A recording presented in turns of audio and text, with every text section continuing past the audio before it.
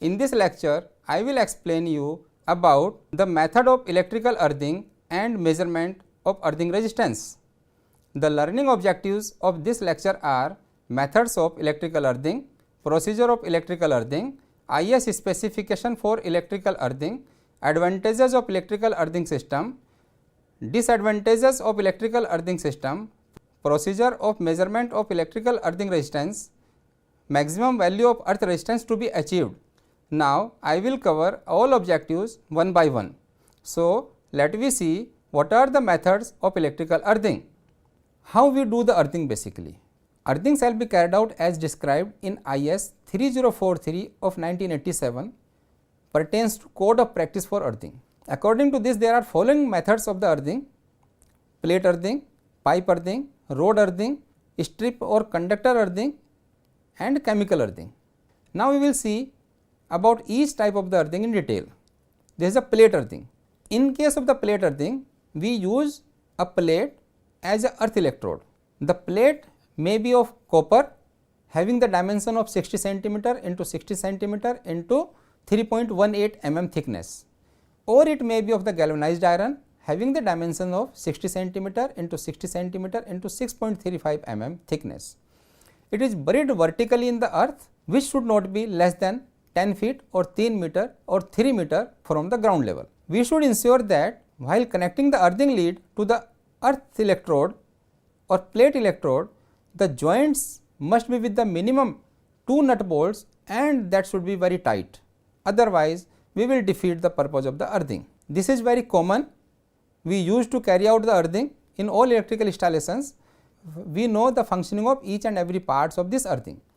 There is a watering pipe.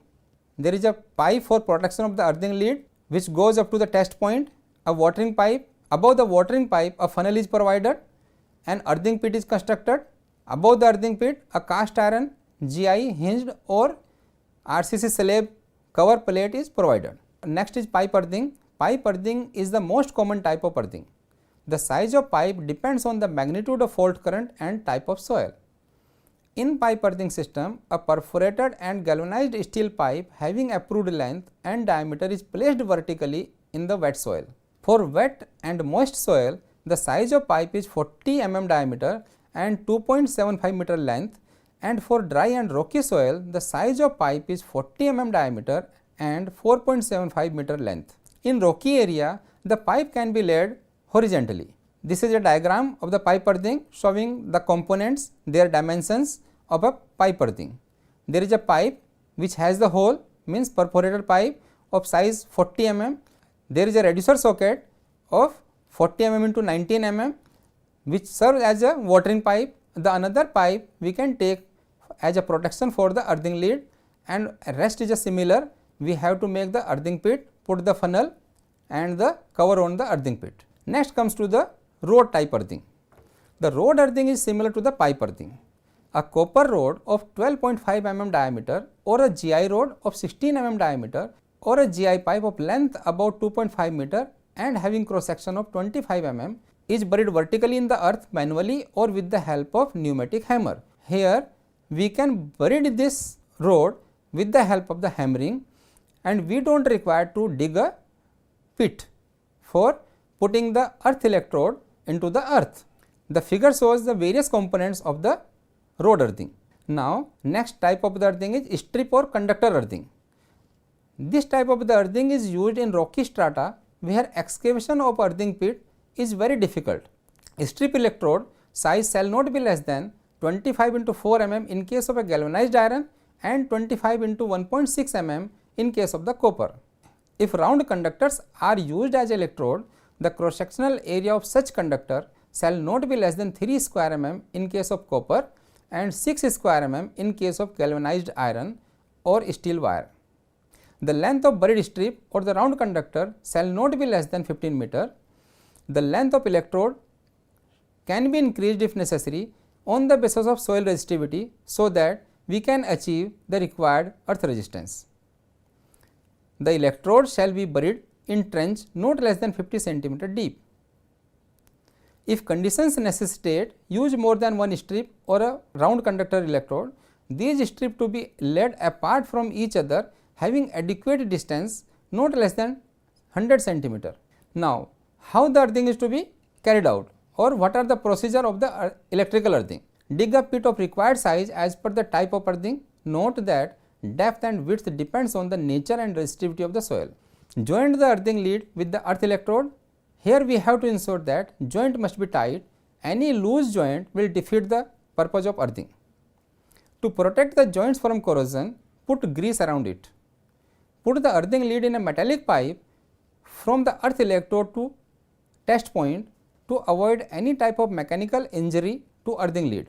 To maintain the moisture condition around the earthing electrode, put powdered charcoal and lime mixture or industrial salt in alternate layer, each 15 cm thick, around the earth electrode.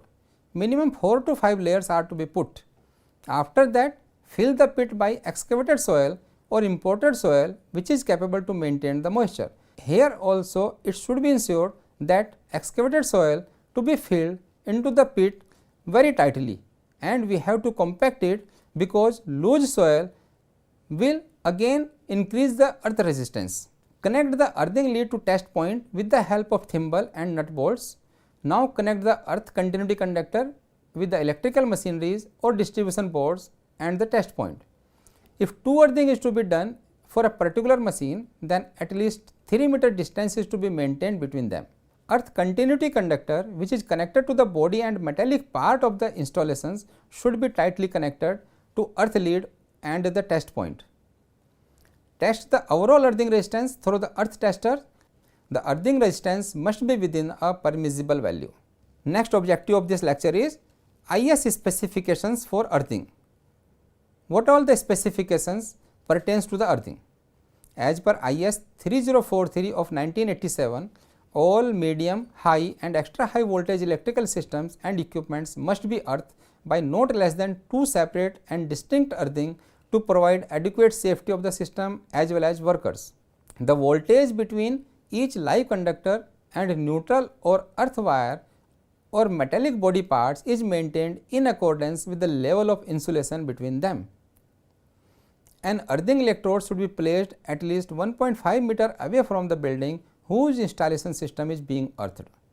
Means the earth electrode should not be placed within a 1.5 meter of the building foundation. The earth resistance should be minimum so that fault current can flow to operate the protective relay or to blow fuse. The earthing lead and earth electrode must be of the same material. The earthing electrode should always be placed in a vertical positions inside the earth pit so that it may be in contact with all different earth layers. However, in rocky area, we may lead the earthing electrode in horizontal position. In house wiring system, earthing should be continuous through a single solid oblique multi-standard conductor. The main switch, electrical equipment, distribution box, ceiling fans, earth pin of sockets must be earthed. The earth resistance should not be above 1 ohm. Transformer and generator neutral must be earthed through 2 separate earth electrodes. The earth resistance of the system should be such that when any fault occurs, the protective gear will operate to disconnect the faulty portion of the plant.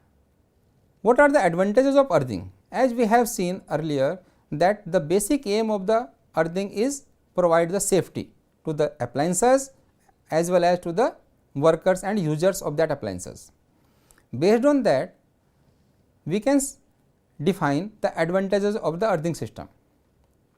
The earthing provides safety for electrical devices and appliances from the fault current.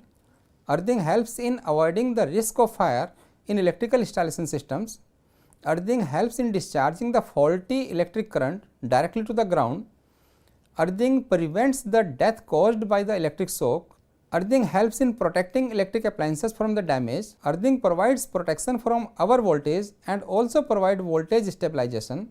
It protects the installations from lightning stroke.